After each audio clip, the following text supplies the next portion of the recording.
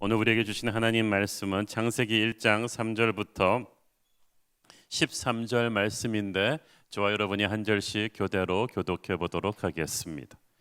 하나님이 이르시되 빛이 있으라 하시니 빛이 있었고 빛이 하나님 보시기에 좋았더라. 하나님이 빛과 어둠을 나누사 하나님이 빛을 낮이라 부르시고 어둠을 밤이라 부르시니라. 저녁이 되고 아침이 되니 이는 첫째 날이니라. 하나님이 이르시되 물 가운데에 궁창이 있어 물과 물로 나뉘라 하시고 하나님이 궁창을 만드사 궁창 아래의 물과 궁창 위의 물로 나뉘게 하시니 그대로 되니라. 하나님이 궁창을 하늘이라 부르시니라. 저녁이 되고 아침이 되니 이는 둘째 날이니라. 하나님이 이르시되 천하의 물이 한 곳으로 모이고 묻이 드러나라 하시니 그대로 되니라. 하나님이 묻을 땅이라 부르시고 모인 물을 바다라 부르시니 하나님 보시기에 좋았더라. 하나님이 이르시되 땅은 풀과 씨 맺는 채소와 각기 종류대로 씨 가진 열매 맺는 나무를 내라 하시니 그대로 되어 땅이 풀과 각기 종류대로 씨 맺는 채소와 각기 종류대로 씨 가진 열매 맺는 나무를 내니 하나님이 보시기에 좋았더라. 저녁이 되고 아침이 되니 이는 셋째 날이니라. 아멘. 이 창세기 1장의 천지창조에서 계속 반복되는 패턴이 하나 있다면 그것은 하나님께서 이르시되 무엇이 있으라 그랬더니 그대로 되었더라. 무엇이 있으라 그대로 되었더라. 하나님께서 이르시되, 하나님께서는 정과 망치를 들고 세상을 창조하신 것이 아니고 말씀으로 세상을 창조하셨습니다. 말씀만으로 세상을 창조하셨습니다. 말씀이면 충분했습니다. 하나님의 말씀은 엄청난 능력이 있습니다. 그것은 창조의 능력입니다. 저는 세상에서 제일 위대한 능력이 창조의 능력이라고 믿습니다. 모아놓고 비판하는 거 쉽습니다. 그러나 창조하는 거 어렵습니다. 뭘 만들어 놓은 걸 가지고 개조하는 건 쉬워요. 고치는 건 쉬운데 아무것도 없는 데다 뭘 만드는 거 정말 어렵습니다. 세상에서 제일 위대한 능력이 바로 창조주의 능력입니다. 그 창조주의 능력이 하나님의 말씀을 통해 흘러나옵니다. 하나님이 말씀하시면 그대로 현실이 됩니다. 실체가 됩니다. 인간의 말은 10%만 이루어져도 그 사람은 엄청난 권력자이거나 예언자입니다. 그런데 하나님의 말씀은 100% 그대로 이루어집니다.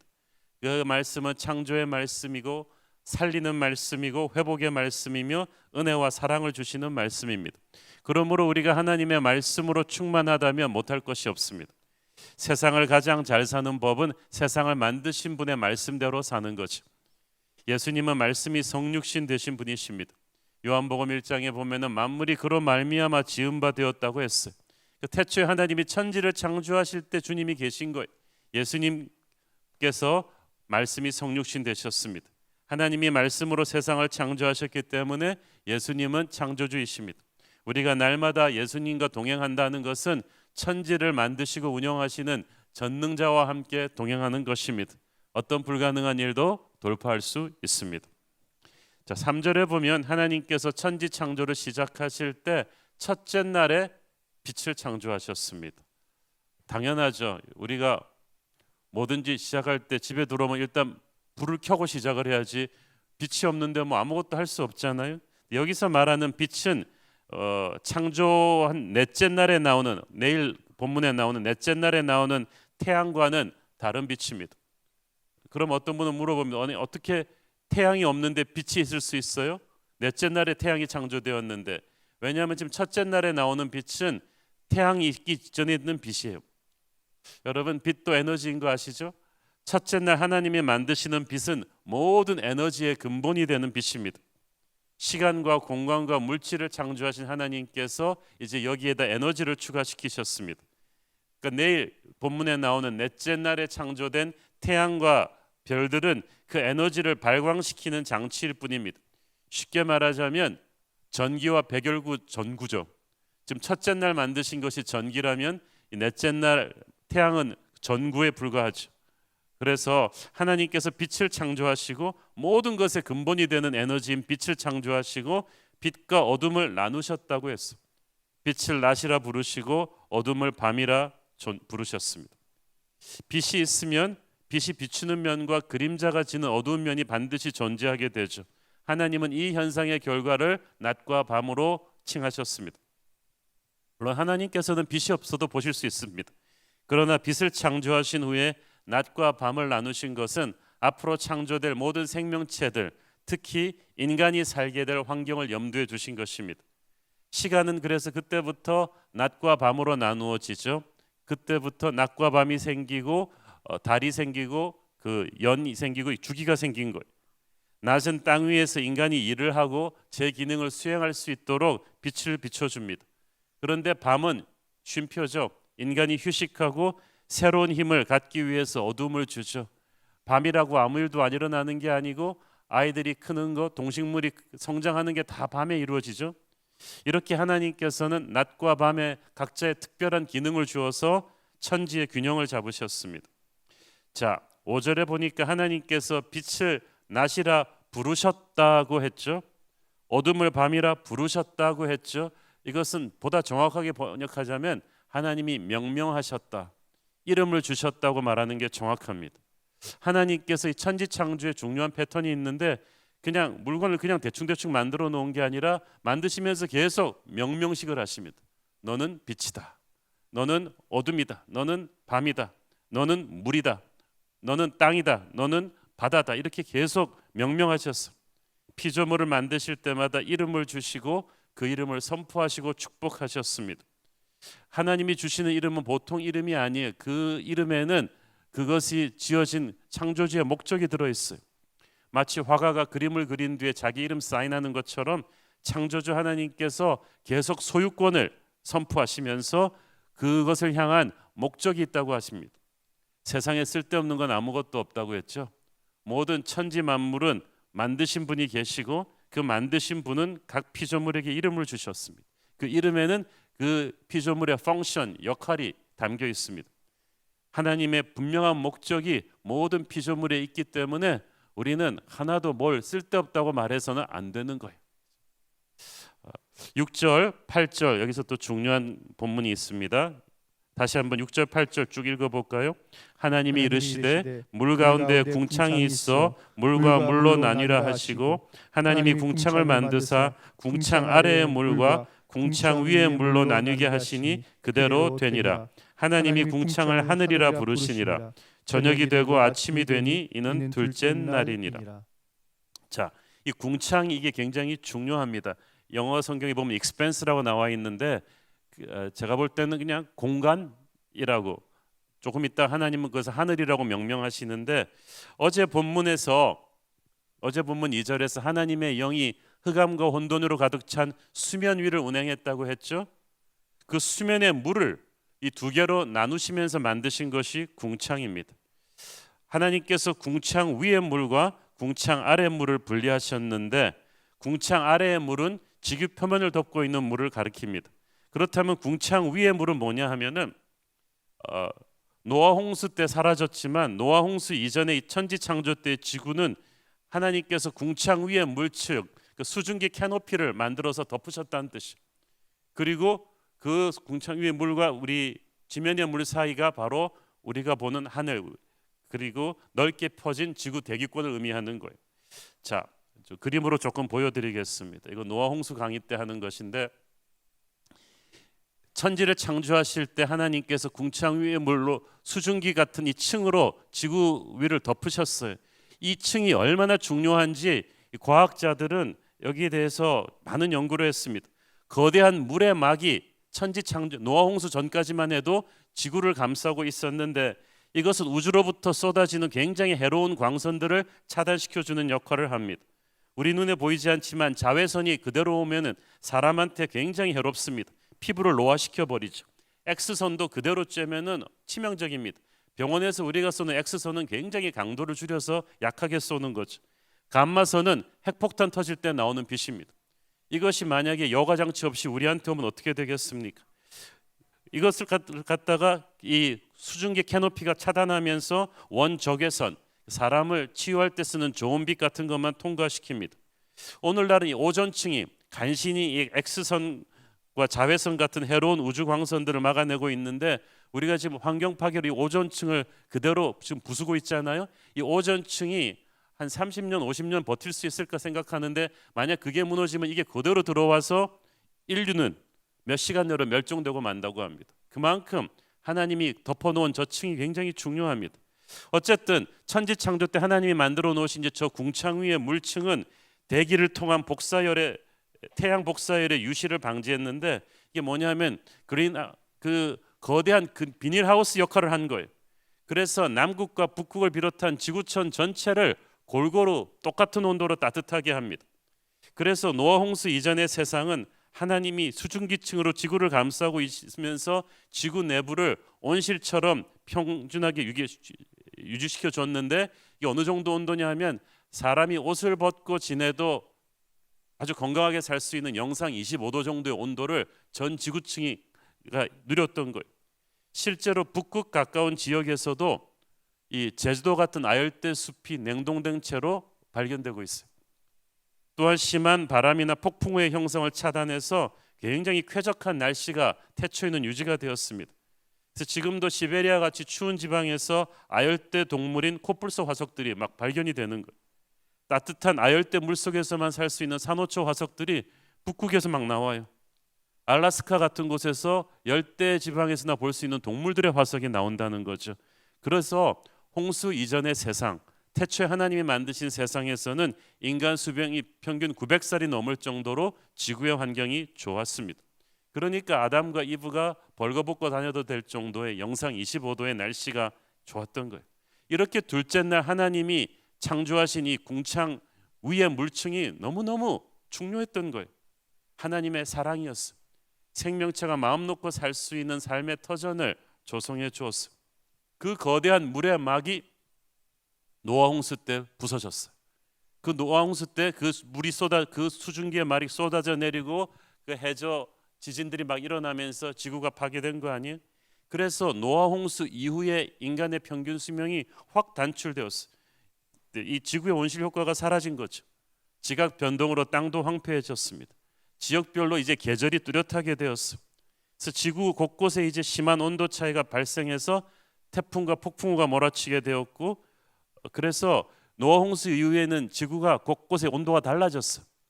온실 효과가 사라진 거죠. 그래서 북극은 영하 70도, 적도는 40도, 온도 차이가 100도가 넘어요. 사람이 쾌적하게 살 수 있는 그 온도의 그 세계가 파괴된 거죠. 이때부터 지구의 환경이 변했어요. 유해한 우주 방사선의 차단이 저 물층이 사라지면서 없어져 가지고 돌연변이나 질병 발생이 급증하게 되었습니다. 이로 인해 인간의 수명이 감소했고 공룡 같은 거대 생물들이 거의 멸종하게 되었죠. 노아 홍수 이후에 인간 수명이 평균 900살이었는데 홍수 이후에 아브라함은 175세를 살았고 모세는 120세, 다윗은 70까지로 살 정도로 줄어들고 말았어. 자, 그래서 이 궁창을 우리 위에 두신 것이 얼마나 큰 축복이었는가.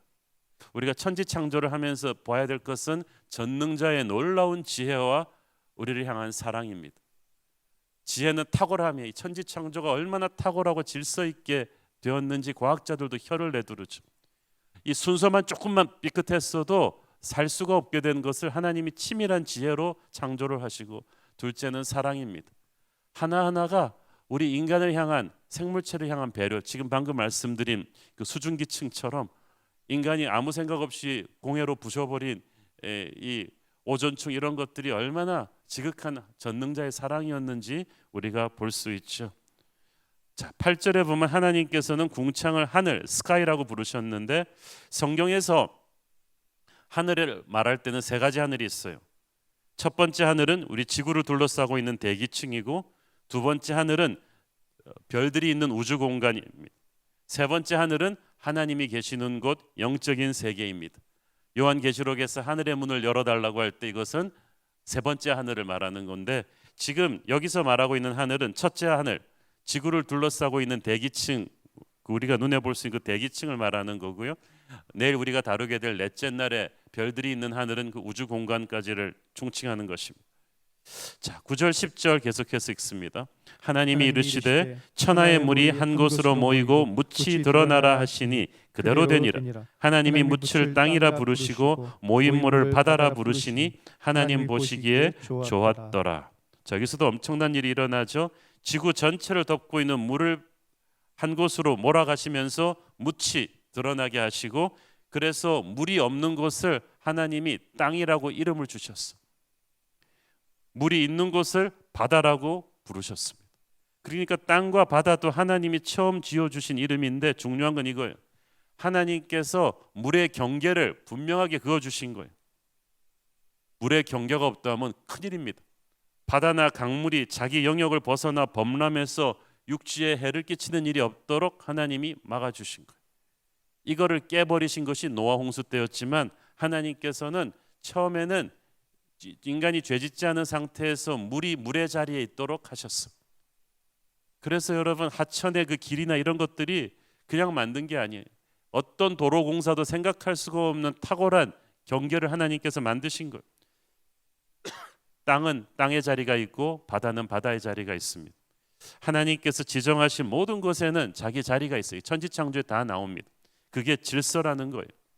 하나님이 만드신 자리를 벗어나는 것은 창조의 질서를 역행하는 것이고, 그러면은 그 난리가 일어나죠. 이 우한 바이러스 같은 것도요, 박쥐는 하나님이 그 어두운 동굴 속에다 인간으로부터 격리시켜놓은 하나님의 자리가 있는 거예요. 그걸 인간들이 가가지고 막 식용으로 먹겠다고 끄집어내고 그 자리를 해서 같이 살지 말아야 될 존재들끼리 같이 살게 만드니까 지금 온 세상이 고생하고 있잖아요. 우리는 하나님이 창조 때 만들어 놓은 이 자리를 굉장히 주목해서 봐야 되고 잘 봐야만 합니다.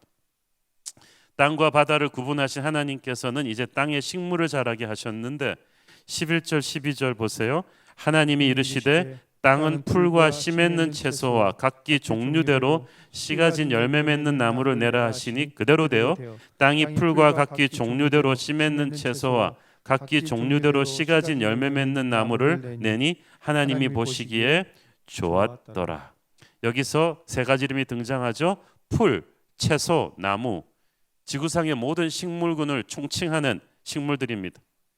동물을 창조하시기 전에 동물이 먹이가 될 식물을 창조하신 것은 놀라운 하나님의 섭리입니다. 진화론자들의 주장과는 달리 생명은 바다가 아니라 바로 땅에서 시작되었어요. 12절에 보면 각기 종류대로 according to their kinds라는 말이 나오는데, 이 영어 성경에는 kind라고 말했는데 히브리어는 min, 이것은 한 개가 지어졌다, 구분되어졌다는 말이에요. 이 말이 10번이나 창세기 1장에서 나와요. 그것은 하나님께서 태초에 모든 생물들을 창조하실 때 각기 독특하게 구별된 자기 종류의 범위 내에 있도록 만드셨어. 그 안에서 교배가 이루어져서 재생산이 가능하게 만들어졌습니다. 그러니까 모든 식물은 자신과 똑같은 개체만을 재생산할 수 있죠. 하나님께서는 처음부터 한 종이 다른 종과 구별되게 만드셔서 나중에 전체가 조화가 이루어지게 하셨어. 이걸 인위적으로 조작하면 큰일 납니다. 진화론자들은 모든 식물이 각각 하등생물에서 고등생물로 진화했다고 주장하지만 절대 그렇지 않죠. 창조주 하나님께서 처음부터 완전하고 구별된 종으로 각각 만드셨어요. 땅이 식물을 냈다는 말을 주목하십시오. The land produced vegetation 이렇게 되어 있죠. 땅이 식물을 만들어내기 시작했다. 하나님이 땅에 생명을 주셔서 땅을 통해서 식물이 싹트고 자라게 하셨고 열매를 맺게 하신 거예요. 희한하잖아요. 씨앗을 그 컴컴한 땅에다 심는데 어떻게 이게 싹이 날까요? 땅에 무슨 매죽이 있는 것이 아니라 하나님이 땅에 생명을 주신 거예요. 하나님께서 땅에 생명을 주시니까 땅이 식물을 냅니다. 그것은 장차 창조될 동물들과 인간을 향한 하나님의 준비였죠. 사랑이었죠. 하나님은 오늘도 우리가 뭔가를 필요로 하기 전에 우리를 위해 그것을 만드시고 준비하시는 분이십니다. 그것을 질서 있게 행하십니다. 그러므로 우리는 하나님의 지혜와 우리를 향한 사랑을 믿어야만 합니다. 그분을 믿고 미래를 두려워하지 마십시오. 내일 본문에서도 우리가 계속 확인하지만 하나님은 아무렇게나 세상을 만드신 분이 아니십니다. 너무나 놀라운 계획을 가지고 너무나 놀라운 지혜로 우리를 향한 사랑을 가지고 모든 과정을 기획해서 천지 만물을 하나하나 만들어내셨습니다. 그리고 그것들을 정확하게 자기가 있어야 될 자리에 두셨어요. 창조주 하나님은 모든 것에 생명을 주셨고 목적을 주셨습니다. 우리는 그 하나님의 창조 목적대로 이 세상을 다스리고 관리해야 될 책임이 있죠. 죄가 들어오면 창조주 하나님의 목적과 막 싸우게 돼요. 그러면 모든 게 어그러지죠. 그러나 우리가 죄를 회개하고 하나님의 코드로 돌아가게 되면은 자연을 파괴하지 않아요. 천지 창조를 하신 하나님의 사랑을 믿고 그 코드대로 우리도 가게 되는 거죠. 오늘 이 본문을 보면서 정말 우리를 위해 모든 것을 준비하신 하나님의 사랑을 우리가 가슴 깊이 새기고 그 창조주 하나님과 우리가 동행한다면 우리가 불가능이 없다는 것을 확신하는 하루가 되기를 축원합니다. 기도하겠습니다. 주님 은혜를 감사합니다. 첫째 날, 둘째 날, 셋째 날 이 땅을 만드시고 바다와 육지를 가르시고 식물을 만드시면서 놀라운 창조의 손길을 보여주신 하나님을 묵상합니다. 우리가 하나님을 너무나 작게 보았던 것을 회개합니다. 크고 지혜로우시고 사랑이 많으신 하나님을 찬양합니다. 주님, 우리와 동행하여 주시옵소서. 예수님 이름으로 기도했습니다. 아멘.